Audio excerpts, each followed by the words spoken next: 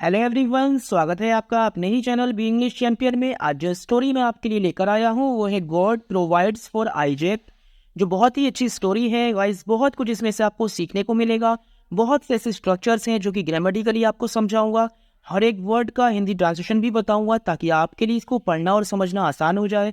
कभी भी आप कोई बुक पढ़ें तो उसका मीनिंग अच्छे से निकाल पाए कि कैसे बात की गई है और कैसे आपको उसके सेंस को पहचानना है। तो चलिए स्टार्ट करते हैं। स्टोरी का टाइटल है God provides for Isaac. God यानी परमेश्वर, प्रोवाइड्स यानी प्रोवाइड्स फॉर का मतलब है जरूरतें पूरी करता है, और आइजैक को हिंदी में कहते हैं इसहाक। यानी इंग्लिश में आइजैक और हिंदी में इस नाम का मतलब है इसहाक। तो परमेश्वर इसहाक की जरूरतें पूरी करता है। ये स्टोरी का टाइटल प्रेजेंट इंडेफिनिट टेंस के अफर्मेटिव सेंटेंस में, क्योंकि इसमें वर्ब की फिफ्थ फॉर्म का यूज किया है, क्योंकि प्रोवाइड्स यानी वर्ब की फर्स्ट फॉर्म के साथ ऐसा आया है। तो गाइस मेरी आपसे रिक्वेस्ट है आप वीडियो को बिना स्किप किए देखें, जिससे कि आपको स्टोरी अच्छे से समझ में आए। तो स्टोरी को पढ़ना शुरू करते हैं। When Abraham was very old. When यानी जब, अब्राहम वॉज यानी थे, वेरी ओल्ड बहुत बूढ़े, जब अब्राहम बहुत बूढ़े हो गए थे। ये एक सिंपल पास्ट का सेंटेंस है, क्योंकि इसके बाद कोई एक्शन वर्ब ना होकर उसकी जगह एक कॉम्प्लीमेंट दिया है कि कैसे थे, बहुत बूढ़े थे। तो ये जो वॉज है ये एक विक्रिया है। तो जब भी विक्रिया के बाद कोई कॉम्प्लीमेंट आता है वो सिंपल सेंटेंस कहलाता है। हिज सन, उनका बेटा जिसका नाम था इसहाक, had grown to be a man का मतलब है बड़ा हो गया था।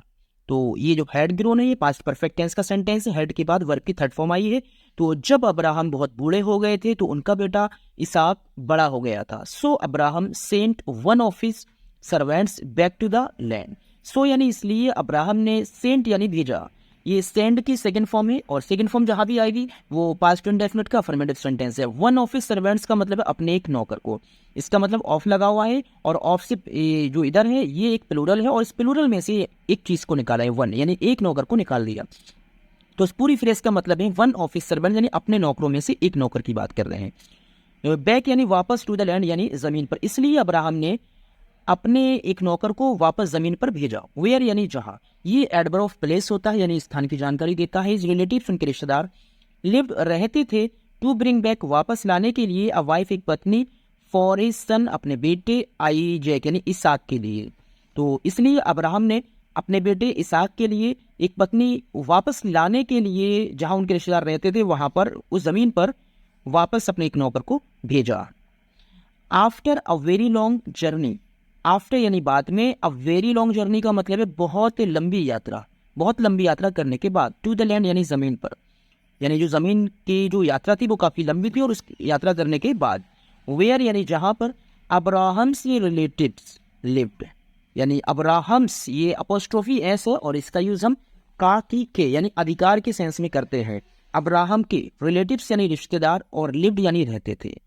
तो उस जमीन पर लंबी यात्रा करने के बाद जहां अब्राहम के रिश्तेदार रहते थे, God led the servant to Rebecca.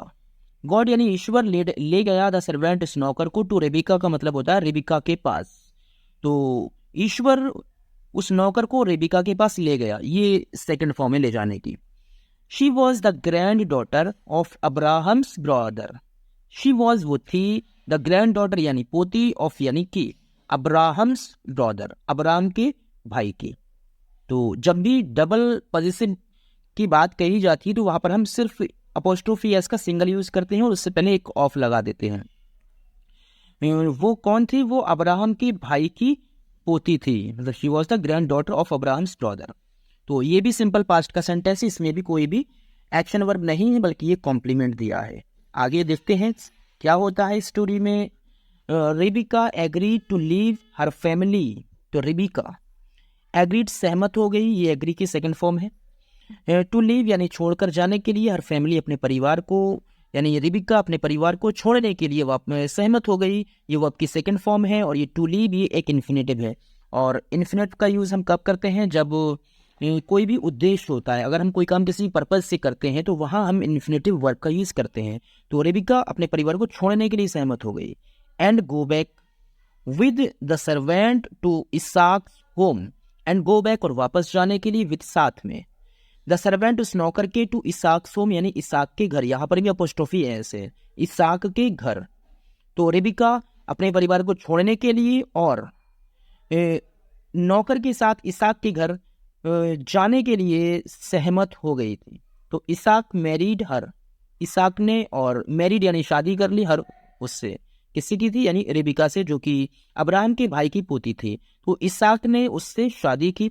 As soon as यानी जैसे ही, यानी ये भी, ये एडवर्ब ऑफ टाइम है, ये समय को दिखाता है, यानी जिस समय। शी अराइव्ड, वो आई, यानी जिस समय, यानी जब भी वो आई, तो इसाक ने उससे शादी कर ली। After a long time, long time यानी काफी लंबे समय के, और आफ्टर, आफ्टर यानी बाद में, तो काफी समय के बाद। अब्राहम डाइड, अब्राहम मर गए, ये डाई की सेकंड फॉर्म है।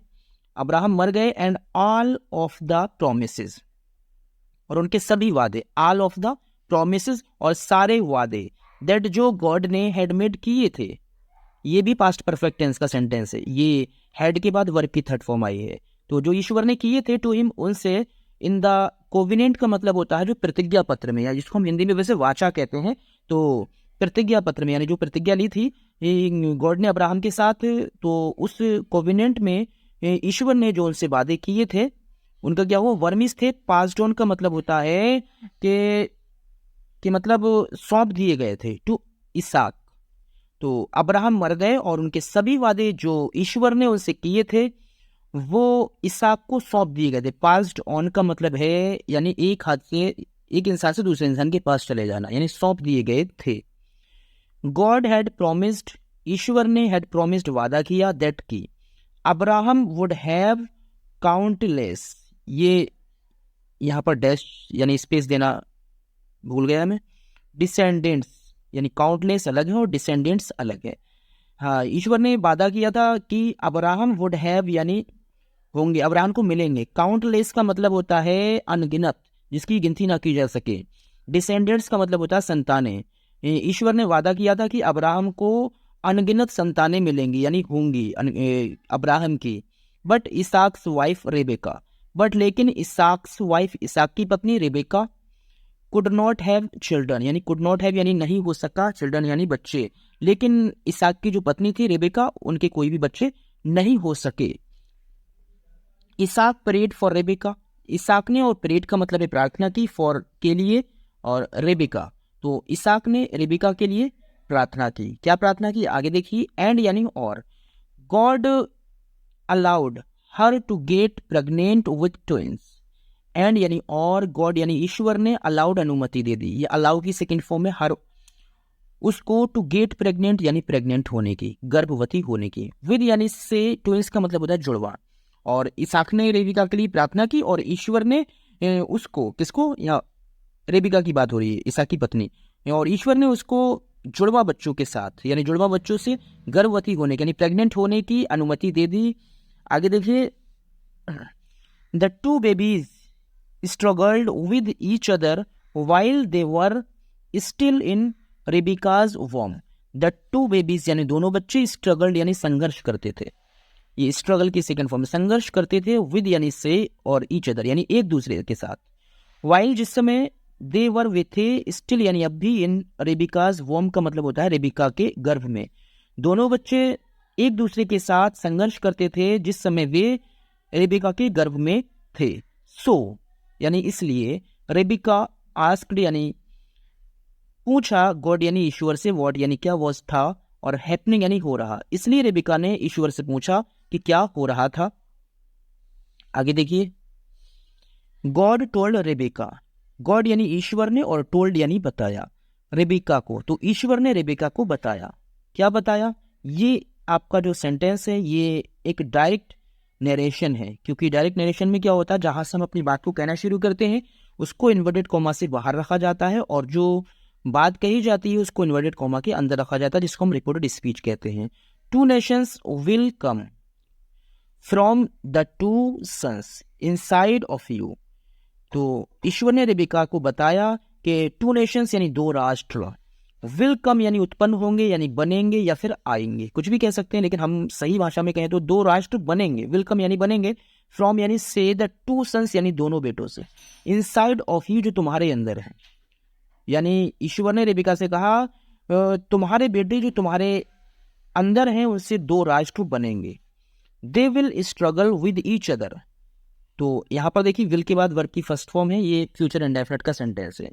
दे यानी वे विल स्ट्रगल संघर्ष करेंगे, और विद ईच अदर का मतलब है एक दूसरे से, वे एक दूसरे से संघर्ष करेंगे।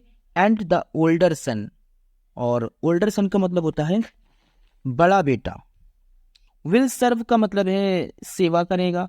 द यंगर वन यानी छोटे वाले बेटे की, यंगर के आगे देखो वन लगा हुआ है, तो जब दो सेम चीज़ों की बात की जाती है तो आगे एडजेक्टिव के साथ वन का यूज़ कर देते हैं। और बड़ा बेटा छोटे वाले की सेवा करेगा। When Rebecca's babies were born, when यानी जब, रेबिकाज यानी रेबिका के, बेबीज बच्चे, वर बॉर्न यानी पैदा हुए, जब रेबिका के बच्चे पैदा हुए। ये वर के बाद वर्ब की थर्ड फॉर्म है, ये पैसिव वॉइस का सेंटेंस है। The older son came out red and hairy and they named him Esow.